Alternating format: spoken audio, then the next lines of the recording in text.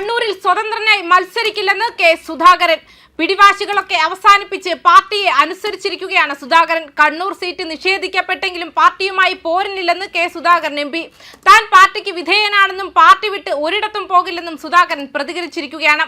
സ്വതന്ത്രനായി മത്സരിക്കുമെന്ന അഭ്യൂഹങ്ങളും അദ്ദേഹം തള്ളിയിട്ടുണ്ട്. പാർട്ടിയെ വെല്ലുവിളിച്ച് മത്സരിക്കാൻ തയ്യാറല്ലെന്നും പാർട്ടി എത്രയോ വലുതാണെന്നും താൻ വളരെ ചെറുതാണെന്നും അദ്ദേഹം പറഞ്ഞു.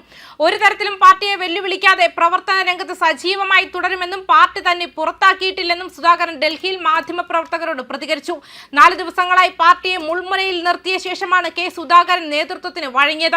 AICC അധ്യക്ഷൻ മല്ലികാർജുൻ ഖാർഗെയാണ് സുധാകരനെ നേരിട്ട് വിളിച്ച് അനുനയിപ്പിച്ചത്.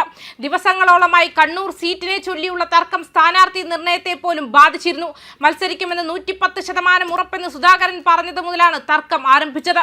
നിയമസഭയിൽ സീറ്റ് നൽകുമെന്ന് ഉറപ്പു നൽകിയാണ് സുധാകരനെ KPCC അധ്യക്ഷ സ്ഥാനത്ത് നിന്ന് നീക്കിയത്.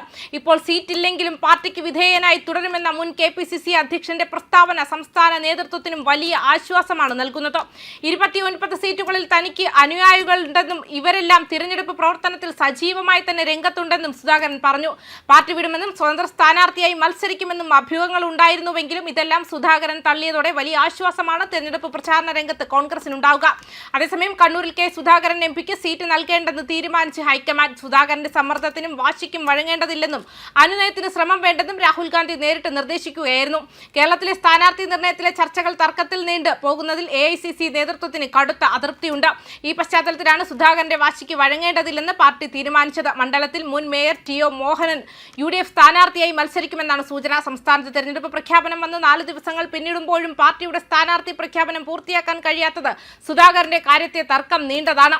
ഇത് സംസ്ഥാന നേതൃത്വത്തെയും ഹൈക്കമാൻഡിനെയും ഒരുപോലെ ചൊടിപ്പിച്ചിട്ടുണ്ട്. MPമാർ മത്സരിക്കേണ്ടതില്ലെന്ന തീരുമാനത്തിൽ ഹൈക്കമാൻഡും സംസ്ഥാന നേതൃത്വവും ഒരുപോലെ തന്നെ നിലപാടിൽ ഉറച്ചു നിൽക്കുകയായിരുന്നു. സുധാകരന്റെ സ്ഥാനാർത്ഥിത്വത്തിന്റെ യുക്തി എന്തെന്ന് പാർട്ടി അധ്യക്ഷൻ മല്ലികാർജുൻ ഖാർഗെ കഴിഞ്ഞ ദിവസം ചോദിച്ചിരുന്നു. സുധാകരന് സീറ്റ് അനുവദിച്ചാൽ തങ്ങൾ മത്സര രംഗത്ത് നിന്നും പിന്മാറുമെന്നും സംസ്ഥാന നേതൃത്വം നിലപാടെടുത്തതും സുധാകരന് സീറ്റ് ലഭിക്കാതിരിക്കാൻ കാരണമായി.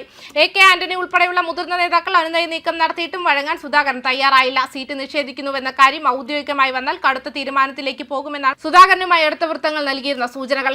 കോൺഗ്രസ് CWC അംഗത്വം ഉൾപ്പെടെയുള്ള പാർട്ടി പദവികൾ രാജിവെച്ച് സ്വതന്ത്രനായി മത്സരിക്കാനാണ് സുധാകരന്റെ നീക്കമെന്നും വിവരങ്ങളുണ്ടായിരുന്നു. പാർട്ടിയിൽ നിർണായക സ്വാധീനമാണ് തനിക്കുള്ളതെന്നും 29 മണ്ഡലങ്ങളിലെ വിജയം തീരുമാനിക്കാനുള്ള കെൽപ്പ് തനിക്കുണ്ടെന്നും സുധാകരൻ നേതൃത്വത്തിന് മുന്നിൽ പറഞ്ഞെങ്കിലും ഇതൊന്നും വിലപ്പോയില്ല. KPCC അധ്യക്ഷ സ്ഥാനത്ത് നിന്നും രാജിവെപ്പിച്ച് നിയമസഭയിൽ മത്സരിക്കുമെന്ന ഉറപ്പിലാണെന്നതും സുധാകരനെ ചൊടിപ്പിച്ചിട്ടുണ്ട്. സുധാകരന്റെ അടുത്ത നീക്കം എന്തെന്ന് വാർത്താ സമ്മേളനം നടത്തി വ്യക്തമാക്കുമെന്നാണ് ഒടുവിൽ ലഭിച്ചിരുന്ന വിവരങ്ങൾ. ന്യൂസ് ഡെസ്ക് കർമ്മ ന്യൂസ്.